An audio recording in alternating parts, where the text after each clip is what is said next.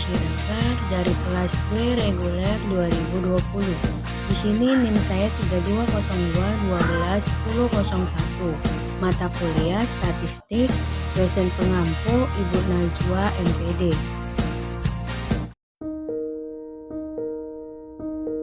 Manfaat regresi linear sederhana. Ada dua manfaat yang bisa diperoleh dengan melakukan perhitungan menggunakan analisis regresi linear. Yang pertama yaitu memprediksi kondisi tertentu, yang dimana kita dapat mengetahui atau memprediksi kondisi maupun keadaan yang sedang terjadi dari sebuah aktivitas.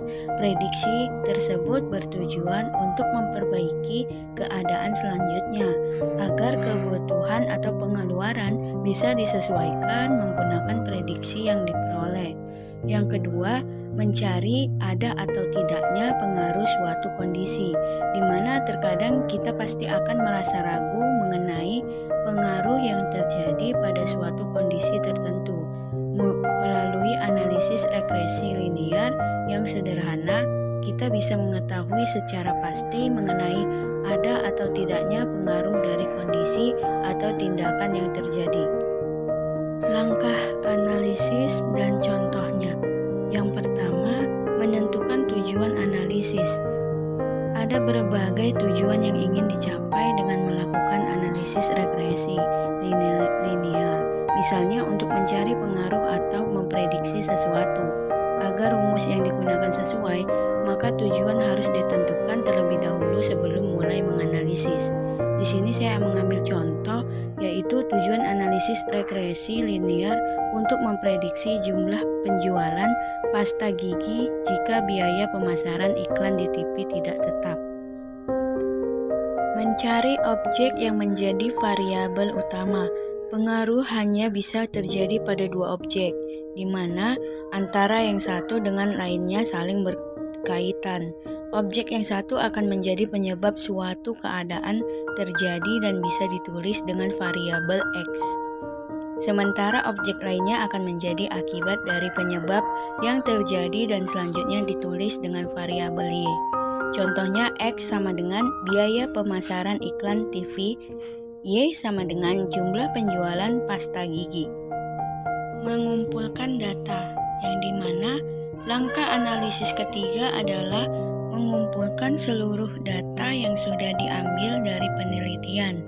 Dalam mengumpulkan data, hendaknya ditulis dalam bentuk tabel, seperti contoh yang telah saya buat di atas ini.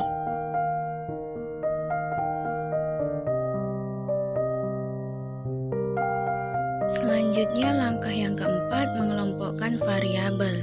Setelah semua data kita peroleh dari bulan ke-1 hingga ke-12 beserta objek yang dipengaruhi dan yang tidak dipengaruhi, selanjutnya kita bisa mengelompokkannya dalam bentuk variabel yang mewakili untuk mempermudah analisis selanjutnya, seperti contoh yang telah saya buat.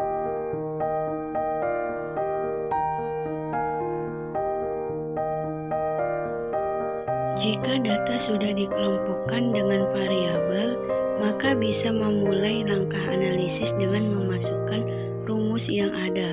Namun sebelumnya, kita harus mencari konstanta A dan B. Yang keenam, membuat model persamaan, di mana model persamaan adalah Y sama dengan A ditambah BX. Selanjutnya, Anda bisa memasukkan data yang sudah ada dalam persamaan tersebut, sehingga diperoleh data seperti berikut ini. Y sama dengan min 19,18